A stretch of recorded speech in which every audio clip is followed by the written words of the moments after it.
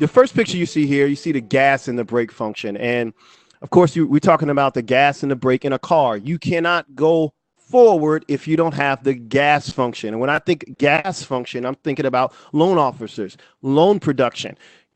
You cannot have drive earnings and interest income if you do not have loan officers in there that are out there beating the pavement, doing a good job and building relationships. At the same time, if you have strong loan officers without compensating controls in the form of strong and talented credit analysts, you will go off the road. You will run into something. So there's value in both functions.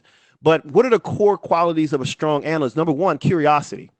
They want to get behind the numbers. I remember one of the first times I looked at a loan as an examiner, mentor bled all over my paper and said, Anson, don't give me elevator analysis. Don't tell me that sales went up, sales went down, revenue went up, revenue went down. Tell me why they went up and went down, and have a curiosity about the business and what makes that business tick.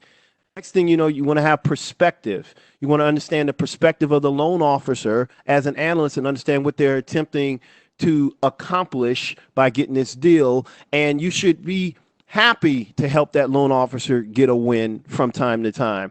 But also you want to make sure that you understand the perspective that you should be coming from as an analyst. Just know that if you're an analyst that does ride-alongs with loan officers, or if you're an analyst that does ride-alongs where you go out and meet with the borrower, don't lose track of your perspective. You are a break.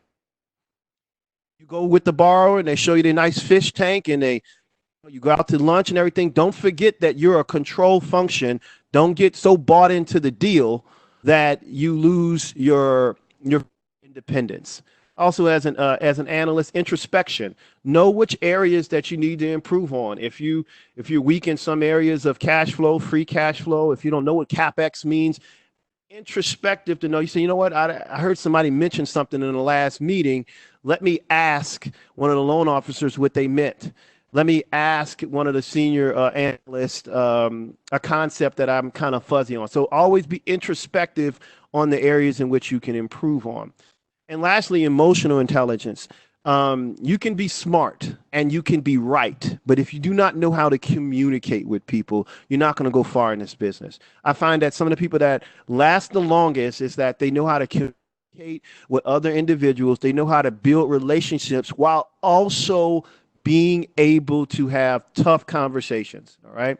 As a loan reviewer, I think I'm hard but fair in a sense that something needs to go from past substandard, it's going to go from past to substandard, but I'm also willing to communicate and negotiate in instances where there's some gray areas. So you got to understand how to communicate both written and verbally as an analyst. Those are some of the core qualities of a strong credit analyst. So mention adding, subtraction, and arithmetic. Again, you can find any analyst level one should be able to put information into a spreadsheet and input it in an efficient manner.